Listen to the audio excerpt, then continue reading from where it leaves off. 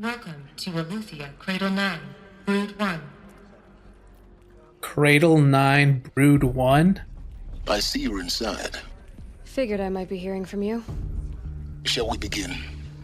I never stopped. True that. And of course Silence was gonna be along for the ride. He's always here. Whenever we uncover new information, you know he's gonna be a peeping Tom.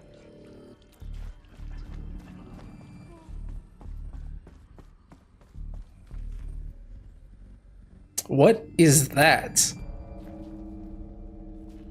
It kind of looks like a child behind a robot. Like holding onto the legs of the robot. It kind of looks like prison bars though. Cause like the depiction of the child has a little sad face. Looks like they're behind bars, but they're behind a robot who's angry. I don't know, because the lines kind of make it look like it's vibrating.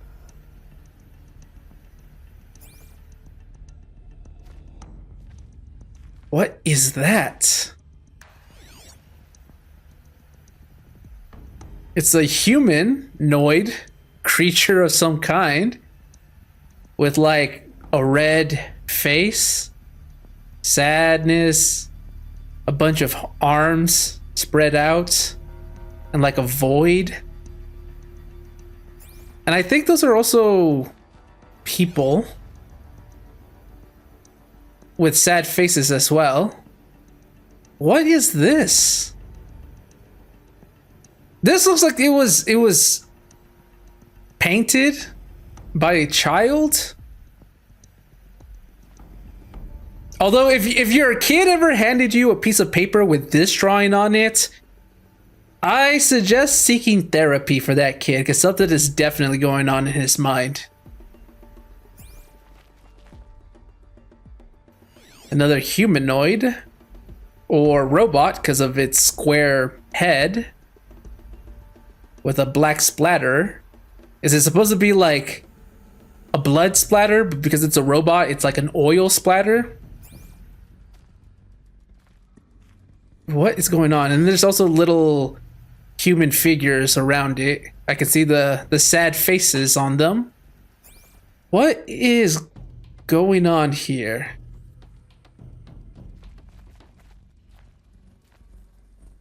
Oh, I can see more drawings on the other side as well.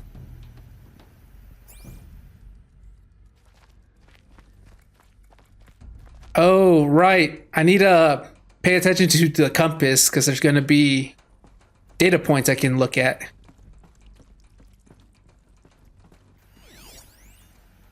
Gestation 39B1. Spawning phase, tasking complete, correction, partial reactivation. Standing by. Alert, viable zygotes in storage equals 0. No more zygotes.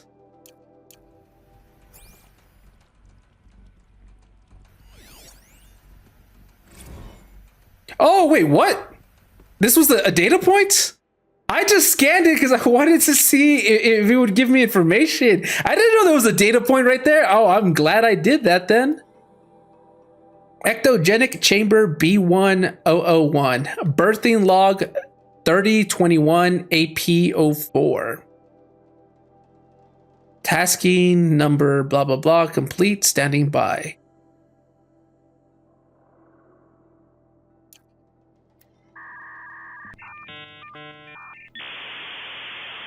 Is that supposed to be a date? 3021 AP04. April 4th? Wait, no, wait. Wait, hold on. Birthing logged 3021 AP04. No, it can't be. Because that would be the year 3000. All of this stuff happened in the year 2000. Okay, is there any sneaky data points that they want me to see? Okay, nothing.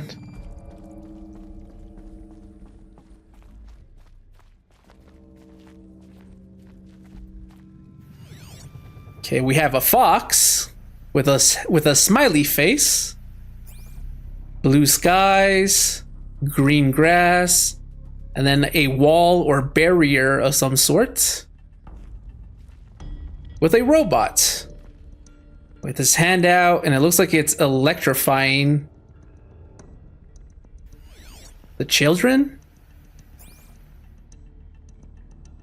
And they're all sad.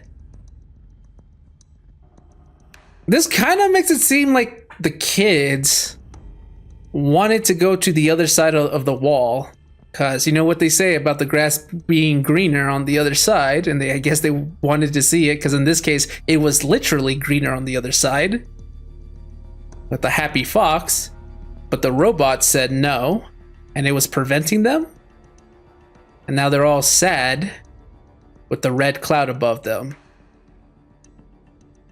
Is that what was happening?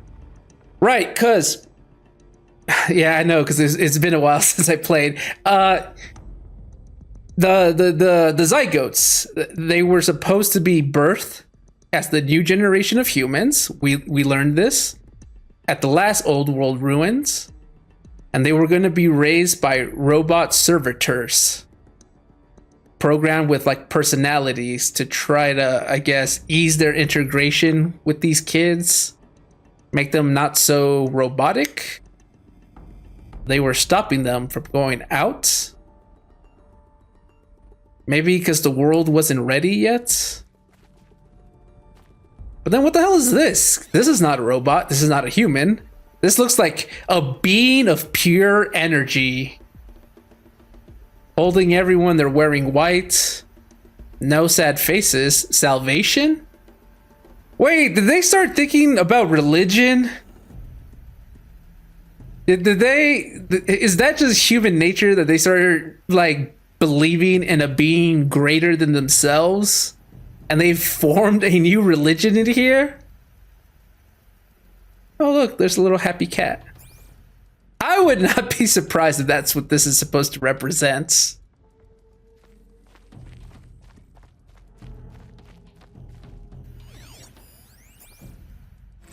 Another day has passed. You mean the lights got dim? I don't want to sleep, Mother! I know, but it is time to get some rest.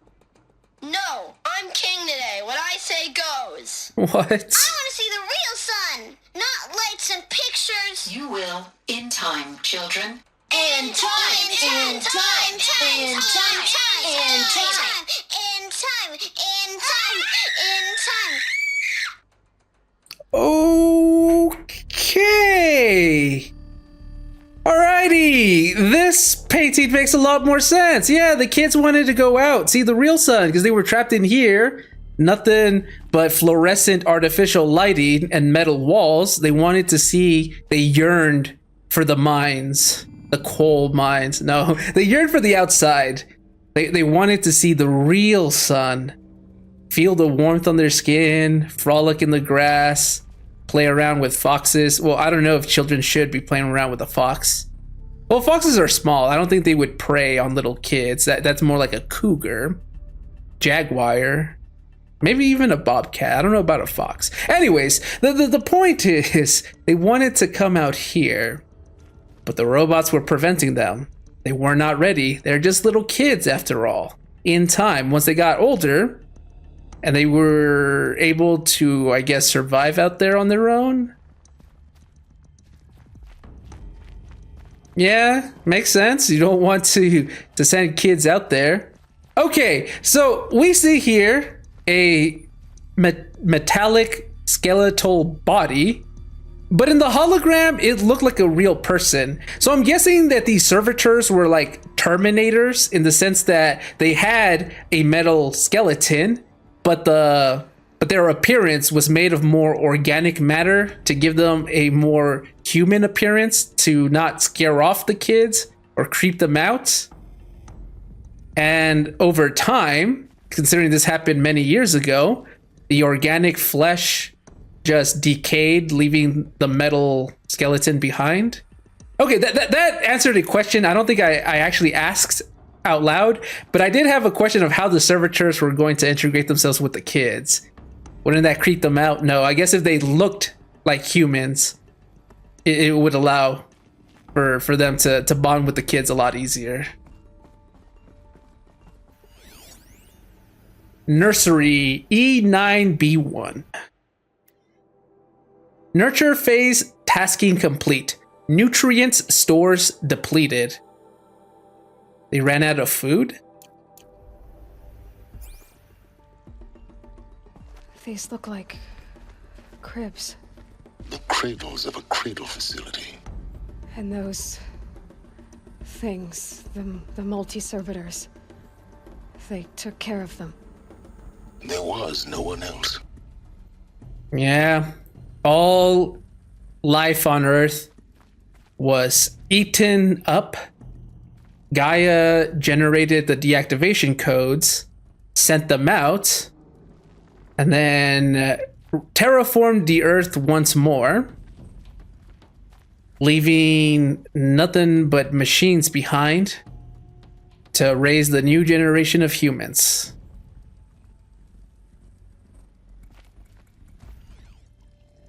I guess I don't blame them. If I grew up in a place like this, I'd feel like I'd be suffocating. Even though I'm a homebody, but I could also leave whenever I want. I'm not trapped in my house forever.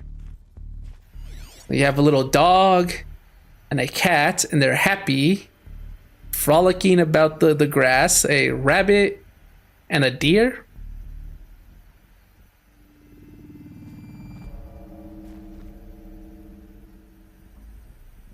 This kind of looks like a totem, but there's people climbing on top of it, carrying something, going up to the top, and there's the sun. Oh, they were stacking. Oh, it's like a Tower of Babylon. These people, these are blocks. They're climbing up the tower to stack them on top because they wanted to get closer to the sun. Because they've been trapped here for so long. They're like, we yearn for the warmth of the celestial body above. Like some sort of Tower of Babylon trying to get closer. Wait, is this how eventually over generations the sun Karja became a thing? They wanted the sun so much that they revered it with all their passion. That once they left this cradle facility and they were out in the open world, they just, well, revered the sun. That would make sense. Yeah, okay, it's a little hard to tell, but I saw that this is supposed to be a person right there. The white. Did you guys hear that? Oh god, my heart just dropped to the pit of my stomach. Somebody just let out a large ass firework right now. Ooh, I thought something exploded. No, it's just a firework. Okay, yeah, they're stacking up to be closer to the sun. The sun Karja probably derived from these group of people. Which is funny, considering we're in Nora land. Well, the Noras do believe that a lot of life originated here, and then they spread outward. And the Nora remain the true faithful ones. Okay, I don't know what this is. That kinda looks like a gravestone on the white, but I don't think it's supposed to be that. And you have people here. Black with orange faces.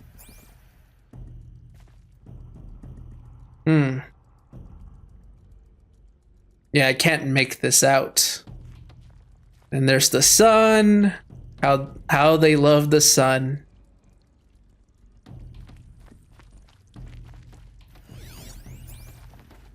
Someday. That's what you always say. We want it now.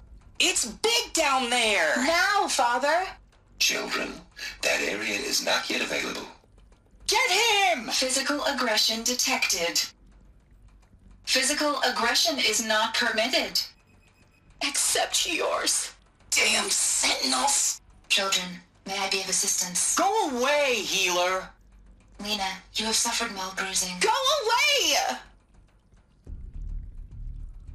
Well, hormones, am I right? Those little kids grew up into what would be the term? Not unruly necessarily, defiant. I don't know. They're trying to find themselves, trying to go somewhere. It's forbidden. They attack the robots, but at the end of the day, they're robots. They should be physically stronger than humans. Yeah, they just wanted to be free and get more space, they said. He said it was big down there. What was he talking about? Down here? Or was he talking about outside? Well, regardless, they weren't allowed to go anywhere, and, you know, pent-up frustration and such. So they knew that these were robots. I guess the voices gave it away. Lesson 57-6A. Blue is the color of the sky. White is the color of clouds. Yellow is the color of the sun. Green is the color of grass. Flowers can be any color. Take a look. These are yellow and black, and they love flowers. Here they come. Bzz, bzz, bzz.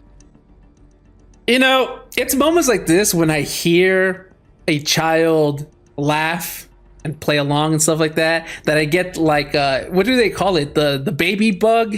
Where it's like, damn, maybe I am ready to be a father. And then I remember the last encounter over here where the kids were so, I guess you could call these ones unruly. And they're like, in time. And then they just scream with all their might. Imagine they do that, throw a tantrum in public. You know how embarrassing that is? I don't think I have the patience to be a father. A part of me kind of wants to. A part of me is like, I kind of like my peace as well. And the ability to wake up whenever I want, assuming I don't have any responsibilities for the day. You can't do that with children because you have to wake up early. They don't feed themselves after all. But that was cute. That was cute. So they're learning about the outside world. They're trapped in here, and I guess the robots don't want to give them a shock once they're ready to venture out and see what is out there for the first time. So they're preparing them, telling them like grass is green, sky is blue, sun is yellow, flowers are many colors. So they can be prepared somewhat. So this is where they lived. It's a mess. Everything's broken or painted on. How long did they live here? A long time. To the point where they were getting frustrated and started painting on everything. Kindergarten E9B1. Alert, multiple system failures. Alert, nutrient stores depleted.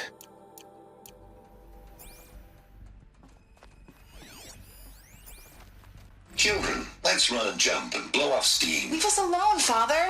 After what just happened, I can't leave you two alone. You broke community rules. Just let us talk then. Go away. I'm sorry, children, but I must provide supervision. You're not even a person. You sound frustrated. Let's run and jump my and blow off God. steam.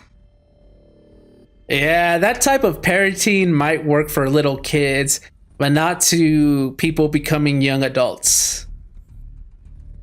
It's those hormones, man. So I don't know what exactly they were doing, but it kind of seems like they wanted some privacy to talk. I wouldn't be surprised if they were feeling a little romantical. And the robot over here was like, no, we can't have that right now. After all, we're on limited supplies and resources. We can't deplete all our nutrients with increasing the population. So I'm going to be here and keep an eye on you two like a chaperone. A responsible chaperone should do.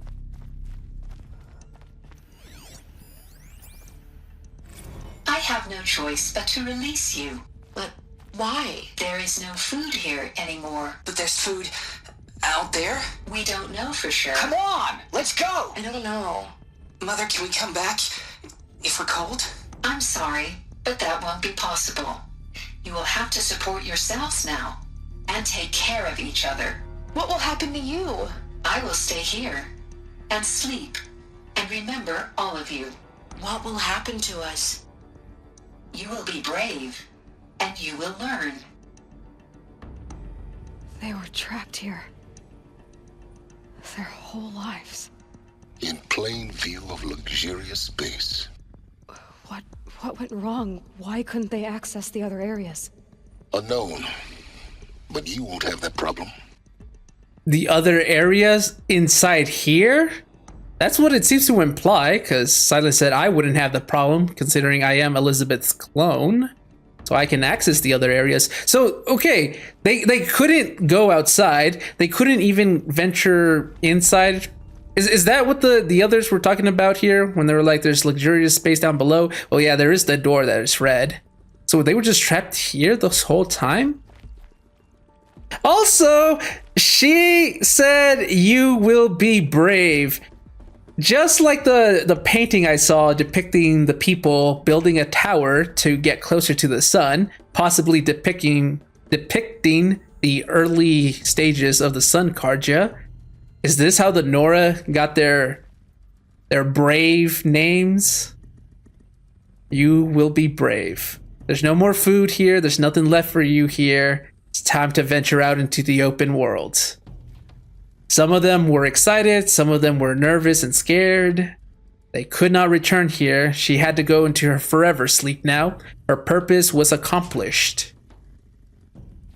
And maybe once they started going out there and they had to learn how to hunt and survive and all that stuff, they would gather around a campfire and then say, hey, remember what Mom said? We are going to be brave. And maybe that's how they started the proving, because it's like they had to prove to themselves that they can survive. And then they set up little trials, and maybe those trials got a little more elaborate over time. And then when someone was done with their proving trial, they're like, hey, you are now brave. And then that slowly morphed into becoming a Nora brave. Maybe? That would be cool. Okay, nice. We're getting a lot of info. We saw this already. Still don't know what that means. I'm guessing this is a deity that they started worshiping themselves. Oh, no. Wait, no, this can't be All Mother. I was going to say, is this All Mother? Is this the Nora? No, I don't think so. But it does look like a god of some kind, doesn't it? Looks like they didn't like this door very much. It wouldn't open for them. Of course they hated it. The way you said that, Silence, makes me think you're projecting your feelings a little. He does know from experience there were some doors closed even to him until I came along. Hold for identiscan. Genetic identity confirmed. Entry authorized. Greetings, Dr. Sobek. You are cleared to proceed. Welcome to the Lyceum, a place of learning. Don't worry, Silence, you're coming along for the ride. The Lyceum. What was this place, exactly? The dream of Apollo. Never realized. But why not? Pharaoh. Is this supposed to be like a classroom? Welcome, students. Please pick up a focus device and place it on the side of your head, just behind your eye. I had to dredge the pits of the world looking for focuses to repair. And here sat a trove, enriching no one. Okay, yeah. This was supposed to be like a classroom. They didn't have access to this, huh? Hello, child. My name is Samina. Today is a big day. Your first day of school. There's so much for you to learn. So much promise and possibility. Alert. Malfunction. Apollo offline. Apollo offline. You were right, Aloy. This is a graveyard. The charnel house of knowledge. What we might have achieved had we not been denied it. Maybe there's a way to fix it. But it's not why I came here. Of course. What's the whole of human knowledge next to the origin of one girl? Continue your search. I will. I will, Silence, but okay. I was gonna say, you don't have to say it like that, but no, he kind of does. Look, I understand. Look, Aloy, her thing was that she started this whole adventure because she wanted to know who her mom was. That's how it all started. And in order to do that, she needed to train for the proving to get answers from the matriarchs. And then she was on the verge of dying, so now she undertook a new quest to find out why the hell she was being hunted. And then it had something to do with this woman who kind of looks like her, but is older, is possibly her mom, possibly not. Let's find out. So it's like her initial quest was intertwined with a new quest. But that was still her sole focus, was discover her origins. And as much as Silence hates that, because he thinks, there's bigger problems in the world. I mean, there is Hades trying to destroy everything. Aloy still wants to know about herself. We all want to know where we come from, who we are. Maybe it could give us a clearer picture of our future. But Silence, I get him too. About like the way he said it is like, oh, what's the whole of human knowledge compared to one little girl's origin? Continue your search, all sarcastically. I get it, Silence, but we can kill two birds with one stone. Hello, child. My name is Samina. Today is a big day. Your first day of school. Is it the same? There's so much for you to learn. So much promise and possibility. Alert. Malfunction. Apollo offline. Yeah, I think they're all going to say the same thing then, because I'm scanning the focuses. Child. My name is Samina. Today is a big day. My name is Samina. Oh!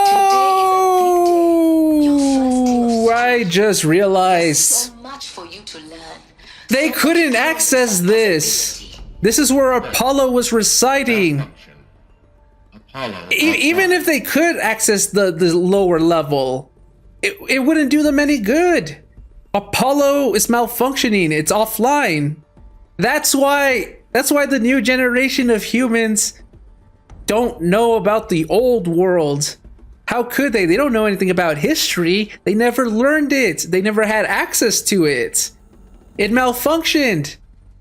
So that knowledge, it was right there within reach, so close yet so far away, and they had to rebuild civilization through like from the ground up, from step one all the way back up, because they didn't have the knowledge of Apollo to guide them. It just barely clicked in my head right now. Oh my god. That is devastating. Can we repair Apollo? Priority message for Dr. Sobek. Please scan message with focus. That sounds important. Yes.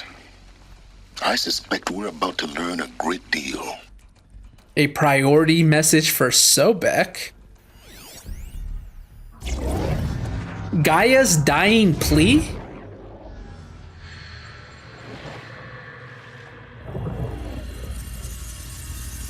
Elizabeth, this message serves to inform you of an unforeseen and catastrophic anomaly. 3 microseconds ago, the Gaia Prime facility received a data transmission of unknown origin. Its immediate effect was to transform my subordinate functions into unregulated, self-aware entities of a highly chaotic nature. Oh. What?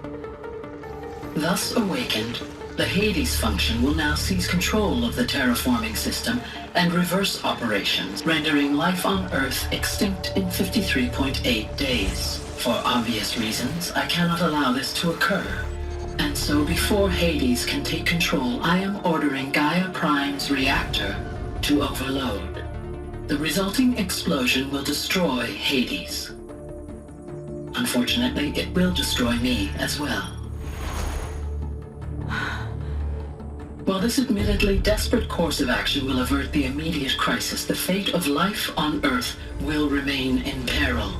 With no central governing intelligence to regulate the terraforming system, it will continue operations for some time. but in an increasingly chaotic manner, and eventually it will break down. Does she mean the derangement? You are my solution. I have ordered this Cradle Facility to use genetic material in cryostorage to gestate a reinstantiation of Elizabeth Sobek, my creator. While high-level directives forbid me from communicating directly to the tribal inhabitants outside the facility, all available data indicates that they will nurture you to physical maturity, whereupon your gene print will allow you to re-enter this facility, obtain one of the focus devices stored below, and view this message. Likewise, your gene print will allow you to enter other facilities, and over time, harness their technologies to rebuild the system core and reboot Gaia. A moment, Elizabeth. This is most unfortunate and unanticipated.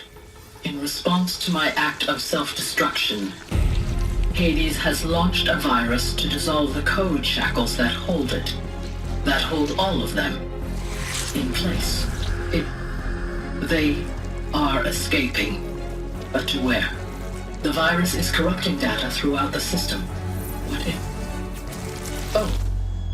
The Alpha Registry at the Cradle Facility is one of the files corrupted. But if that is so, the door will never open for you. You will never view this message. Then I have failed. And life will end. No. No, Elizabeth, I know you too well.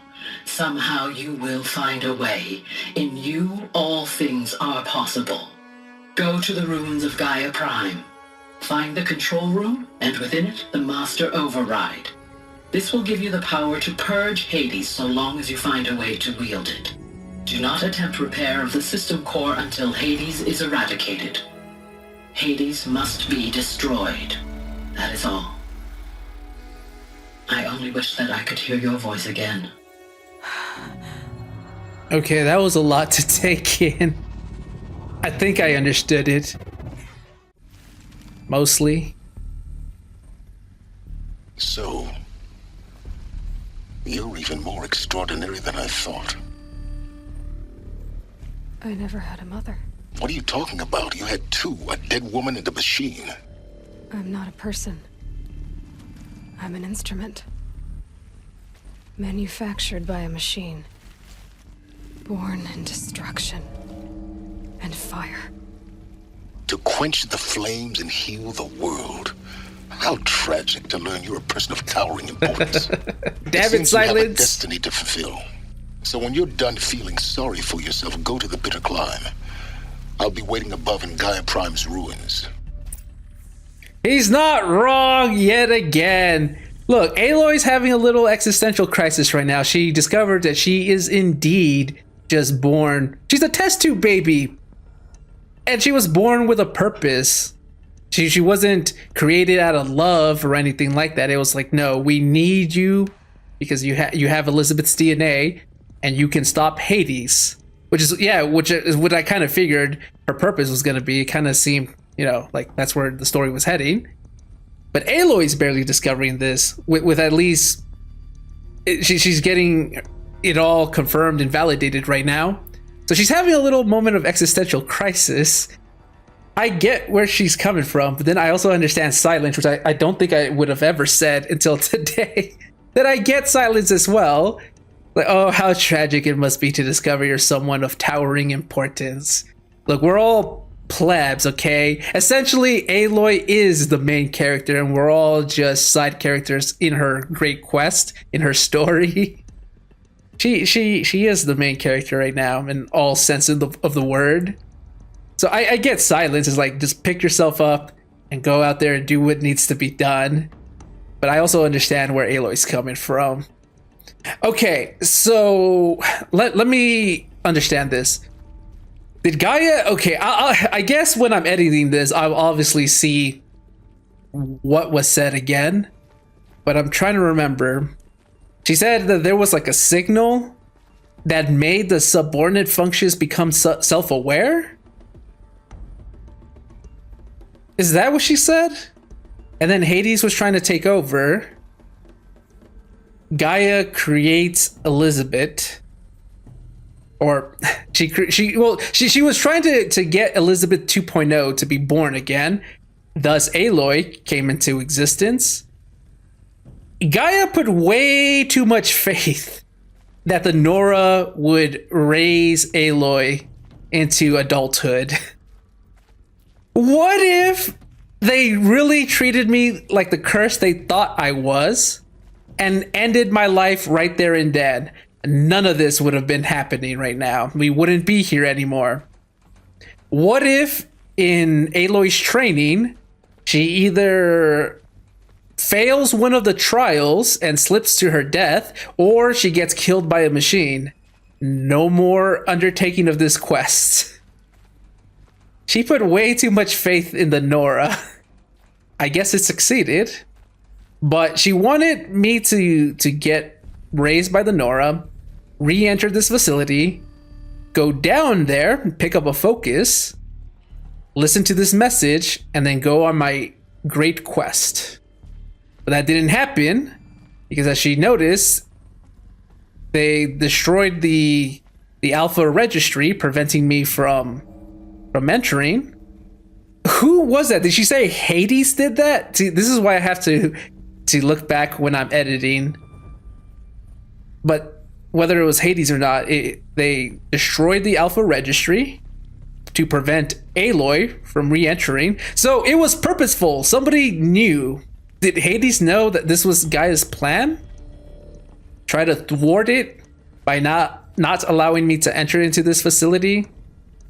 But Gaia had so much faith in me because I have Elizabeth's DNA that I would find a way. All things are possible. I think that's what she was trying to say in the other old world ruin before the audio cut off, when Elizabeth was having a moment of self-doubt. So I guess her gamble paid off, because I was able to fix the registry, enter here, thankfully finding a focus in a different ruin. So my purpose is clear. Stop Hades at all costs. Did all the subordinate functions go rogue then? Operations log. 2326 MR 16 1423 E9. Inhabitants released. Okay, so wait, we have time. It's 1423, 1448. Wait, is that a date? 2326 MR. March 16th? Because then you have AU, which I guess is August. Then April? Wait, that is a date. Okay, so back in the year 2326, the inhabitants were released. Oh, so I think they're talking about the humans that were left to fend for themselves in the outside world. They were released. Cross-check complete. E9 sealed. E9 data archive. E9 operation suspended. Okay, yeah. So once the inhabitants were let go, they shut down this facility because there was no more purpose for it. But they archived the data at the very least.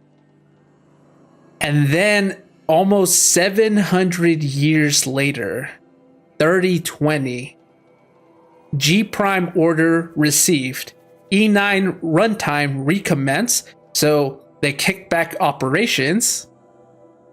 G9 prime store query processed.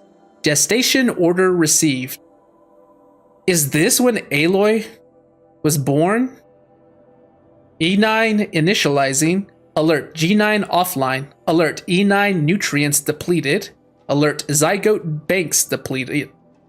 Store file number blah blah blah viable. Waking multi-servitor B123. Alert multi-servitor B123 power malfunction. Multi-servitor B123 repair tasking.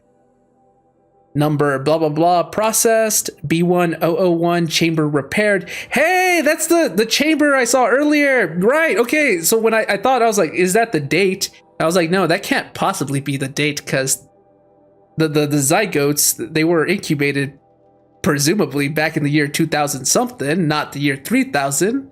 That's many, many years later. That was Aloy's chamber then.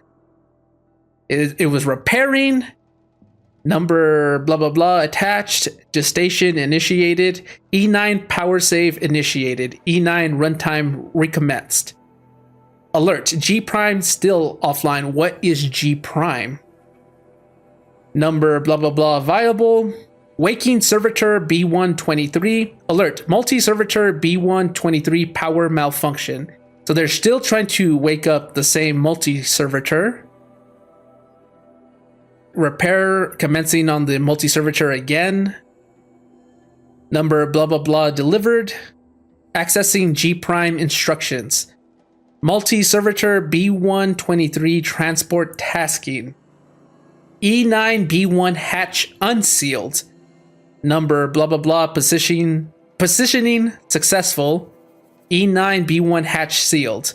Alert, multi-servitor B123 power malfunction. E9 sealed, E9 operation suspended. Okay, so the number blah blah blah blah that I keep saying, that's Aloy. So this is Aloy getting born. They repaired one of the multi-servitors because obviously Gaia is an AI. She has no physical form. She wouldn't be able to place me outside of the facility. So they got one of the multi-servitors to repair itself, picked up Aloy, dropped her out there. The servitor went back into the facility because they didn't want to leave any trace of their existence. Because I guess that would blow the minds of these more tribal people if they saw a robot in the shape of a human. So it went back inside, I'm guessing, and then they sealed the hatch once more and powered down again. Operation suspended. So yeah, this is when Aloy was born. Okay, this is very weird seeing it all laid out like that. How do you feel, Aloy? I bet she doesn't feel great knowing that's the process that happened for her to be born, essentially. But a signal awoke the subordinate functions. That's another mystery. Scan malfunction rectified. Eleuthia 9. Brood 1 access unsealed.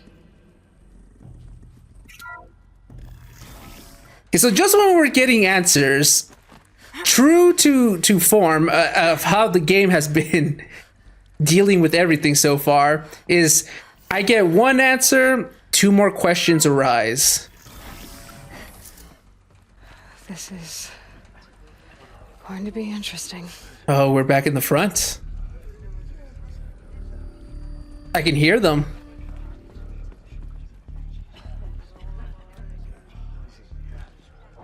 This is gonna be some image.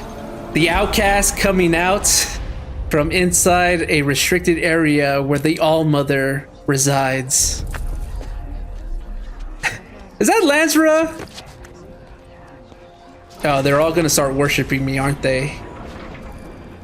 Because they think I'm like All-Mother's chosen, which I mean, technically I am. Forgive. Forgive. Oh no. The goddess spoke to you? She did. What did she say? That I was born to lift a curse, to kill a metal demon. How, Aloy? How? I don't know yet. But she told me where to go to find out. And you will do this?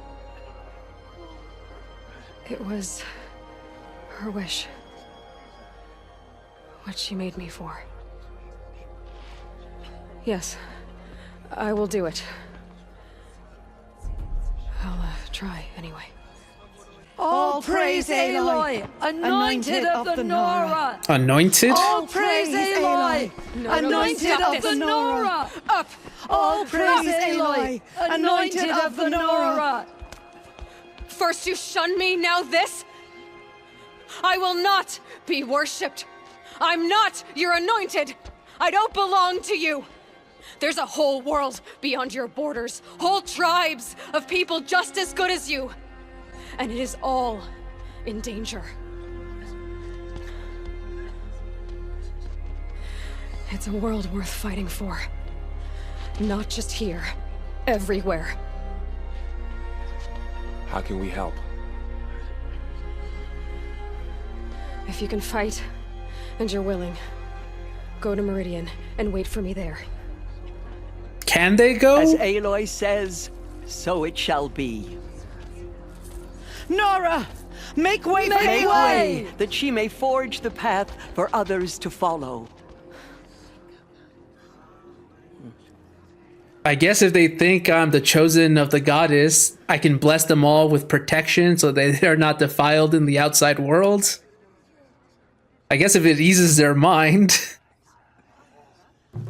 Wow, okay. That took a turn. I guess I shouldn't be too surprised. No one was able to access the interior of the mountain until today. Aloy, once outcast, then seeker, now anointed. At the time of the anointed. I hear them talking about me. They're calling me the anointed now. The goddess anointed her within the holy mountain. Did you hear that? They said the goddess anointed me within the holy mountain. Yeah, now I'm being revered like if I was Jesus. Yeah, I guess I shouldn't be surprised because they saw me once an outcast, someone whose birth is very weird, no mom, no father, just laid right outside the womb of the mountain, and I'm able to enter inside. They're seeing those LED lights out there in the back. They don't know what those are. They don't have technology like that out here. They shun technology like that anyway, so even if they had access to it, I don't think they'd use it. But they don't know about like those fluorescent lights and stuff like that. They use fire for lighting. So they see this big ass door just open. Aloy enter this room of lights. It closes and then I come back out. Yeah, they're gonna treat me like I am the All Mother's own child. I kind of figured that too, because I'm like, why would they treat Aloy like a curse? If I was born and they saw me right outside the heart of the mountain, the womb of the mountain, whatever they like to call it, wouldn't they think that this was like some sort of immaculate birth and be like, oh, this is a blessing, All Mother must have placed her down here? But instead they treated me like a curse and they outcasted me. They nearly doomed the whole world, because what if I didn't make it? Thankfully we had Ross. Ross is the reason why any of this is even possible. I have to go visit his grave soon. But yeah, Aloy is not comfortable with that. I don't know about you. I think some people have an ego high enough that if people started worshiping you and revere you, you'd probably go along with this. I don't know how I would feel. But if I was like Aloy, where I was treated like a leper from birth and shunned from their society, and then all of a sudden they're on their knees praying to me, it would feel weird, wouldn't it? Because it's like, you guys didn't like me, and now all of a sudden I'm on the top of the hierarchy of power. Because, well, the matriarchs, you know, they're the ones in charge, but they think I'm the anointed of the goddess now. So I think that places them above the matriarchs. So yeah, I would feel weird if I was in Aloy's shoes. Doesn't want to be revered. She's going to think I'm rude. And the whole time these NPCs are talking about me. Has shown us the goddess's mercy, but now she will show those murderers the goddess's justice. All Mother's blessing. She will destroy the corruption that still spreads through. Did someone just say I am the goddess made flesh? Okay, yeah, this is getting a little too much for me. She is All Mother's blessing made flesh. She will destroy the corruption that still spreads through the world. Okay, let's talk to the people here first. Aloy, how kind of you to spend a moment with me before you depart. There can be no doubt now. You are a blessing made flesh, the will of the goddess incarnate. It's really not that simple, Tirsa. But I guess it's close enough. Let's just go with it. I know the path ahead will be dangerous. To kill a metal devil sounds impossible, but I believe in you. Thank you. Okay, let's talk about the Nora first. We'll leave Ross for the end. The Nora have suffered terrible losses, Tirsa. What's to become of them now? That will be for the goddess to decide. Only she knows the future. For the moment, my sister matriarchs and I will see to the wounded. And as I promised, anyone who wishes to join you at Meridian, we will declare seekers. Oh, that's how they're gonna do that. I think for the time being, we should remain here in the mountain, close to the goddess. That might be best. If nothing else, it's a defensible position. Okay, I thought Aloy had the power to bestow upon a blessing of All Mother on these people and say, you are safe to venture into the Forbidden Lands. No, the matriarchs are still gonna declare them seekers. I guess if it gets the job done. Tirsa, I want to know Rost's story. Why he was made an outcast. Oh yeah, we never found out. He never told me. Said he took an oath of silence. What did he do? Oh. Yes, that. What crime did he commit? I will tell you if you wish. But it is a long story. Are you sure you want to hear it now? I'm all ears. Of course I want to hear it. Tell me. Rost never committed any crime. He was an outcast by choice. What? What do you mean? Many years ago, before the derangement, before the Red Raids, a band of murderous outlanders, 12 in number, struck without warning. At Mother's Vigil, they took hostages, and then pressed on, headed for Devil's Thirst. Mother's Vigil? Where's that? You would know it as the Forsaken Village, near the Karja border. But at the time, many families lived there. Ross was one of them. His mate was killed fighting the Outlanders, and his daughter was among those taken hostage. His daughter? What was her name? Alana. She was just 6 years old. Nora Braves couldn't stop 12 Outlanders? Or rescue the hostages? It was quite impossible. We outnumbered them, but every time a Brave came within bowshot, the Outlanders killed a hostage. What did they come here to do? That was never discovered. We couldn't track closely enough to observe them. We know they camped beyond Devil's Thirst for 2 days. There were reports of strange noises. And then, as suddenly as they came, the Outlanders made their way back to the border and disappeared. What happened to Rost's daughter? She was killed? Rost was one of the Braves who tracked the Outlanders, keeping his distance. There were 6 hostages still alive when they reached the border. Alana among them. Rather than release them, the Outlanders slit their throats and left the corpses just across the border, mocking us. Why? Cruelty. They knew the faithful Nora would not leave the sacred land to collect the bodies, let alone pursue them. They thought themselves safe from our vengeance.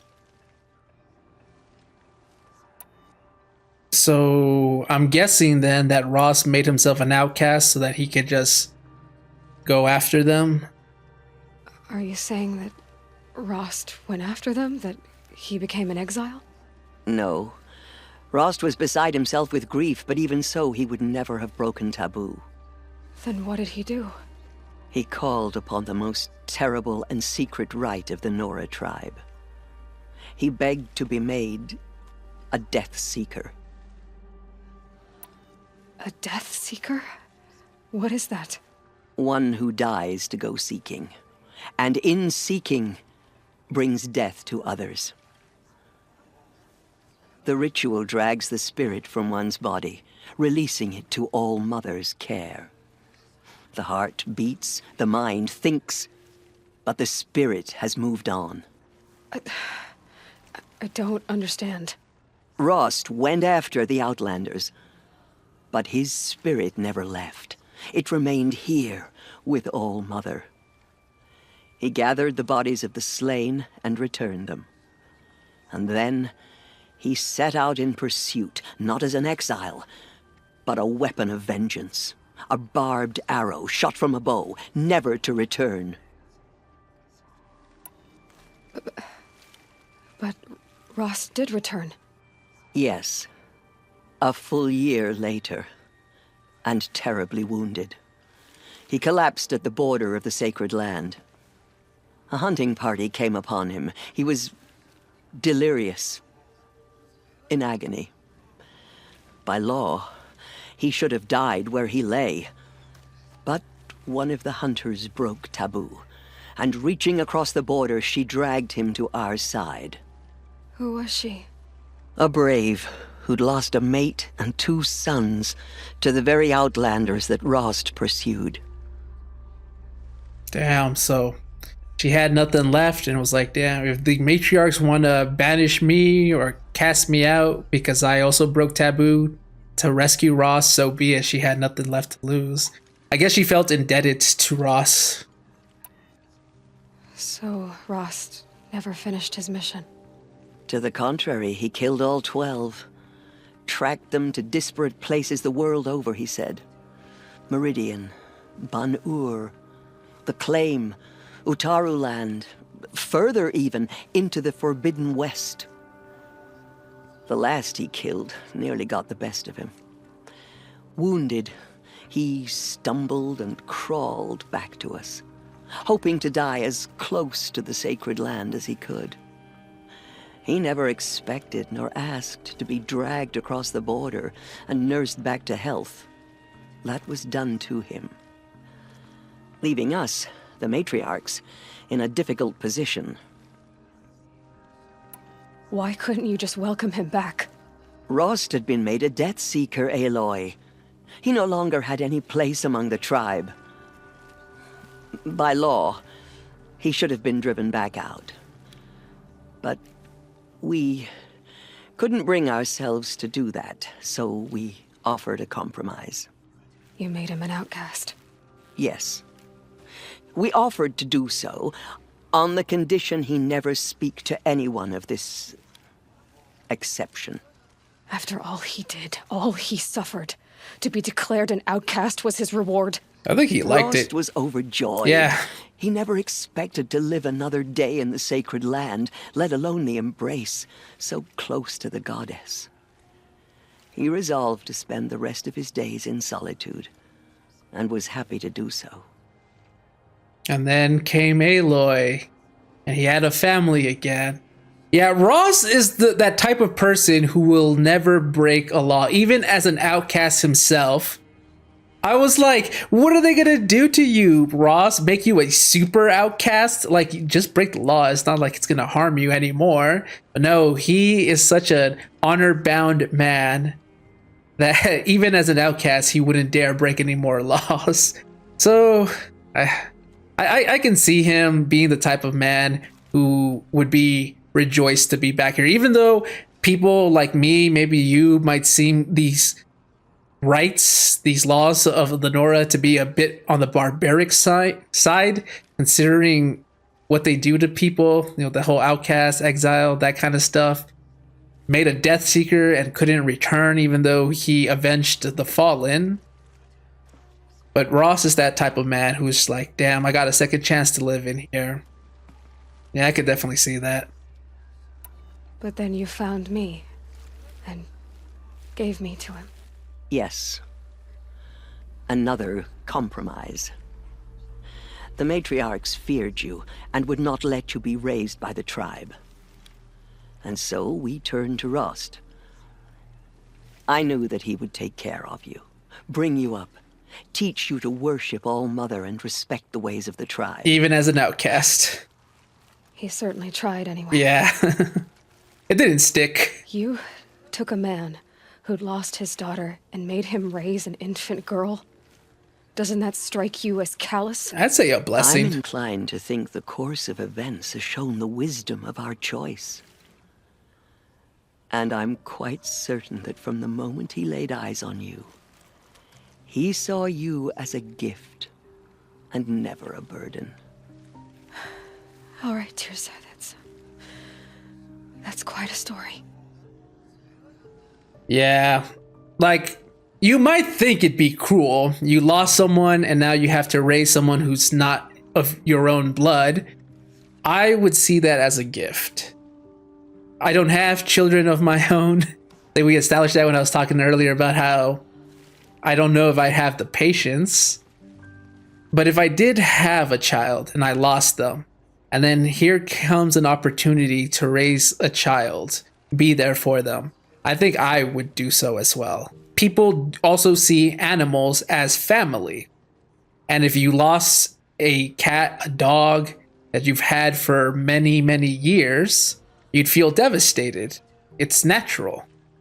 And then let's say a year or two later goes by and you see a kitten or a puppy in distress, and you pick them up and you try to nurture and comfort them, you bring them back to health, then you grow attached to them, and it fills that void. Obviously, that original pet can never be replaced, but you're not replacing them. You're just filling in a void again. It was empty and it's filled up again with love. So it's not a replacement, it's not cruel, but you found, I guess, happiness again. So I could definitely see that. Aloy doesn't completely understand just yet, but I get it. It's time for me to move on. I thank you for doing what you could to help me through the years, and for telling me Rost's story. I wish I could have done more, but I am just one woman. As am I. No need to sell ourselves short. Oh, thank you, Aloy. I will pray for you. Okay, I guess it can't hurt.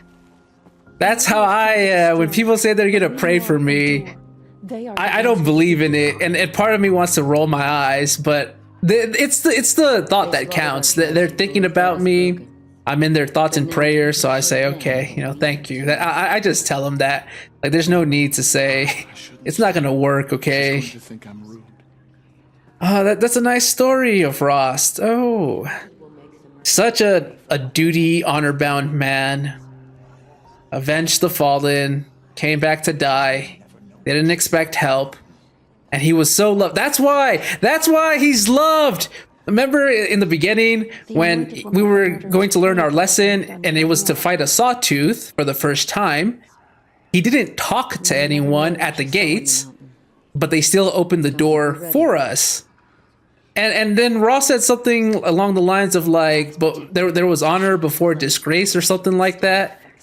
That they loved him because he avenged the fallen. So they respected him a lot, even though he's an outcast. They know what he did. I mean, we heard about how the woman dragged him back inside. Wow, people did love him. Our fallen tribespeople. Okay, thanks for the story. The killers will. Can I talk to other people? In all my years, I have never seen anything like that. The goddess has chosen you, Aloy. You must do her will. All our hopes lie with you. Somebody said I was the daughter of the goddess. Aloy, how did you do that? But they did You not entered shake the us heart from of the our mountain. faith. We still Seems you have a stand. special role to play in events. The goddess favors you. I think my place is here, closer to home. Have Seeing to faith the in wounded. the goddess. The anointed But I will wish you wash well. all signs of corruption away. May the goddess watch over you, Aloy. Thanks. Yeah, she's much more useful here. You can take care of the wounded. I've never seen anything like that. Of course. I'd never been inside the sacred mountain. Until now. Dealing with corruption beyond Does that the sort of thing happen here a lot? Can one woman do such I a feel thing? a bit dizzy. Even if she is the anointed. May the goddess guide you in your journeys.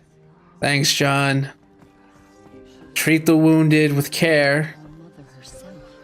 Lansra, Oh, Lansra and Resh. Resh seemed to have a change of heart too. Wasn't he kneeling as well? But look at Lansra in shock. I feel weird about Lansra and Resh seemingly liking me now because I entered the gates. Anointed. I misread the signs. Forgive. I told you, Lansra, I'm not your anointed. I'm sorry I didn't see you correctly. You still don't. I don't think you can, Lansra. Forgive me. Oh no. Off your knees, Lansra. Start living on your feet with your eyes open. Wow. A bit harsh, but I think needed. What about you, Jezza, right? Yes. My life has been long, but I've never seen anything like that. Tirsa was right. A blessing, not a curse. We were so unsure. Goddess protect You would assume Goddess child down here must be from the Goddess. Let's praise her and raise her like a blessing. No, all of a sudden I was a curse. I know your quest is dangerous, Aloy, but All Mother will protect you. I don't think it works that way, Jezza. Just go along with it. All Mother has blessed your journey. The murderers tried to destroy us, but we know I will lead a war party to Meridian. They are the ones who will be forgotten. You have my word. The anointed We will fight at your side, come what may. She has earned my faith 10 times. I don't know why the audio is so messed up right now. I don't know what I did. I was trying to fiddle around with the PC settings because it's not just this game, but various other games that I've been playing where the audio seems muffled at times. Like some people's voices are loud, sometimes they're low. I've also seen it where if the camera is panned away from an NPC that is talking, it sounds like they're at a distance, even though they're next to me. And it's not until I pan the camera back to the person talking when the voice becomes loud and clear again. And from when I was searching online, it has something to do with my best guess that the game is trying to give the audio as if it were a surround sound. So if an NPC is behind me and they're talking, they sound muffled because the game is trying to use a back speaker that does not exist. It says I'm wearing a headset and it's stereo. So it sounds weird and muffled because there is no back channel. And so it's not until I rotate the camera to look at them that they're in front of me that it's using the front channel. And now it's loud and clear. But all the settings in Windows has it configured for stereo. And yet it's still doing this. There's even like a spatial mode, something like that in Windows. That's disabled. And in game, I don't have that spatial mode enabled. In fact, it's in speaker mode with headphones. And yet it's still like the audios are so weird. Plus, like right now, I'm talking to Sona and her voice is a lot lower than the NPCs surrounding us. For some reason, the NPCs are a lot louder. And you probably heard it with Fia as well. Her voice was so soft compared to the NPCs. I don't know what's going on. I'm going crazy. Until Meridian. Until Meridian. Aloy, how did you do that? We'll go to Meridian, Aloy. I'll bring Mother's spear. No! Your father is right. You belong here. You both do. Yeah, don't get ahead of yourself. Wait until you're a few years younger or older. Wait until you're a few years older and maybe you'll be prepared to undertake How did you do that? a dangerous quest. She's the anointed. She is the anointed. Thank you, Aloy, for everything you've done. I will make sure Arana is kept safe. Dad, I'm not a kid anymore. You're also not an adult. I think she's still a teenager, right? She looks like she could be 15, 16. So it's like, just wait a few more years. Don't be so eager. Aloy. Not escape All Mother's justice. I saw you go inside and saw you emerge. Forgot. But it's still hard to believe. You were an outcast once. Now, Go away. I'm not sure what you are. May the goddess protect you on your journeys, Aloy. I will see to Brom. Okay. Aloy, how did you do that? Shush, Arana. Truly, you are favored by the goddess, Aloy. All Mother Mountain. Meridian is the city where Nicole lives now, She's the isn't it? daughter of the goddess. I hope she will be safe. Hey, you can become a seeker and go see her yourself. I will pray for you, Aloy, and my sister. But I guess if he's not much of a fighter, we wouldn't want to endanger his life either. Aloy, I don't know what to say. Say that you'll see me at Meridian. Of course, that much is simple. But the rest... Complicated. I know.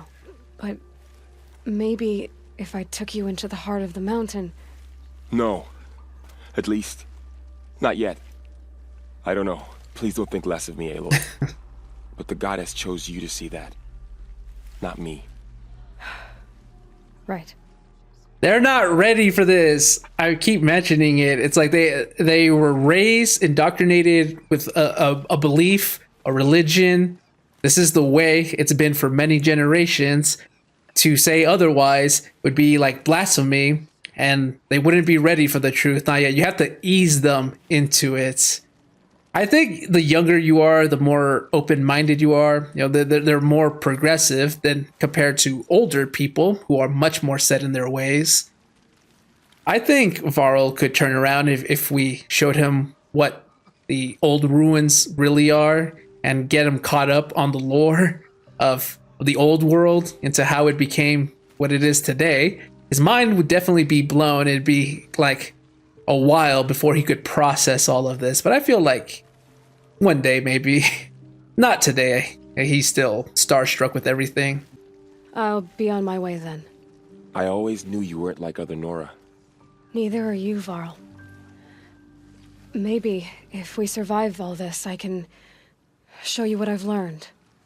What I'm learning. Yeah. Perhaps. If the goddess so wills it. See you in Meridian. We can start with one person at a time. And then eventually the Nora will change their ways. Hopefully. What did she see inside the mountain? There. Resh. The tribe I served is gone. Soon I will be too. The Nora have lost too many, Resh. But in your case, I guess they can lose one more. Ouch. Even now, we're still adversaries, I guess.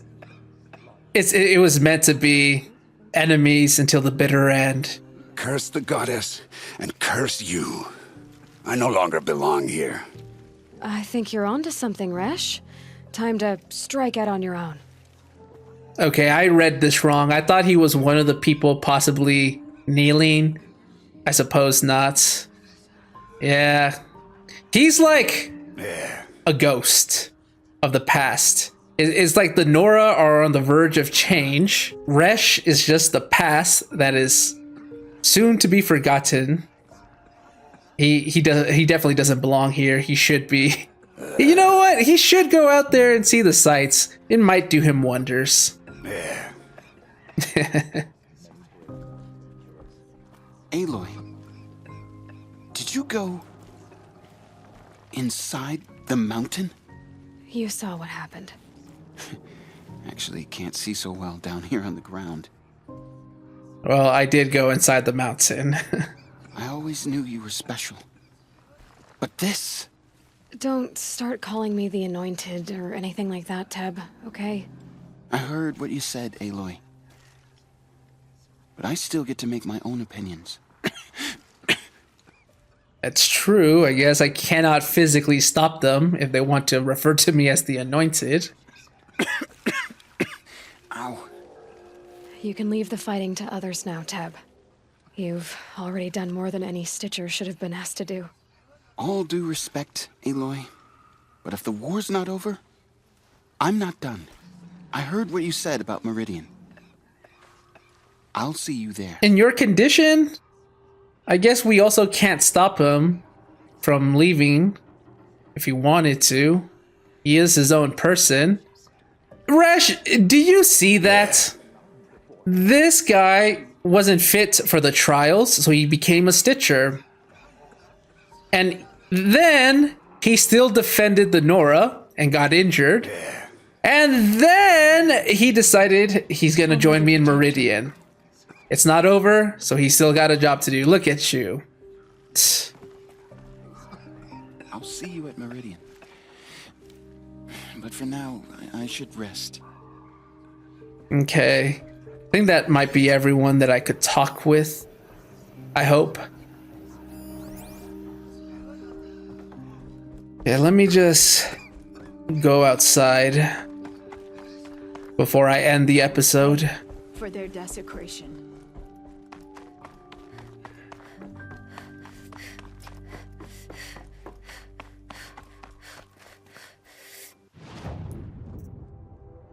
The Mountain That Fell. Aloy journeys to the ruins of Gaia Prime in search of the Master Override, her only hope to defeat Hades. Oh, I guess that's what G Prime was from the text I was reading. Ooh! Oh! Oh, wait. Isn't... Yeah! The vantage point! Nice! I thought this was gonna be for a quest. Like, the moment I climbed up here and Aloy had those dialogue lines, and I saw how the environment, the terrain looked. It was robots riddled with old world ruins. I was like, wait, I think I'm not supposed to be here just yet. Okay, I'm glad I didn't get the vantage point and ruined any surprise for me. Sometimes I get ahead of myself because I get excited. I'm like, let me just venture out into the world, explore, gather all the fast travel points that I can, all the collectibles, might as well get them done. And then I see things that I'm not supposed to see until much later in the game, and I guess the surprise gets ruined a bit. So I'm glad I sustained myself there. But anyways, this is where I'm going to end the episode for today. So much was dropped on us. As per usual, every time we go into an old world ruin, we get a lot of information. I still am trying to process this. As much as I hate editing because I find it very boring, one of the things that is a positive on editing is the fact that I get to see all the gameplay footage again, which includes the cutscenes, the dialogue. So I'll look at what Gaia was saying again and see if I can make more sense of it. I think I understood it. It was a mysterious signal that just activated the subordinate functions and made them go rogue. That's why Hades is doing what it's doing, because something activated it. What? How? Your guess is as good as mine, because just when we get an answer, we get another question. That's how the game goes. It's like, we're not going to give you everything. We're still going to keep you at the edge of your seat. But something happened, Hades and the other subordinate functions, because that's how it kind of seemed. Like the other subordinate functions also went rogue, because it showed like the illustration of the subordinate functions, and then they kind of like dispersed, didn't they?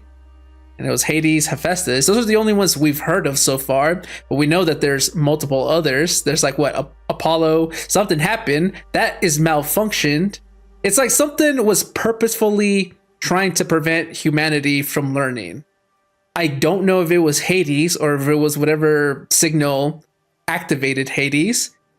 Like I said, I'll look at it again when I'm editing to see what exactly Gaia's words were. But something is preventing humanity from learning. That doesn't seem like a coincidence. It kind of seems a bit purposeful. What is going on? At the very least, we finally confirmed what our purpose for existing is. And yeah, it's what I kind of figured. It kind of seemed like it was leading into it. Hades, the derangement, Aloy is born. Like the timeline kind of fits there. It's like she was meant to stop this whole thing, and yeah, that's exactly what's happening.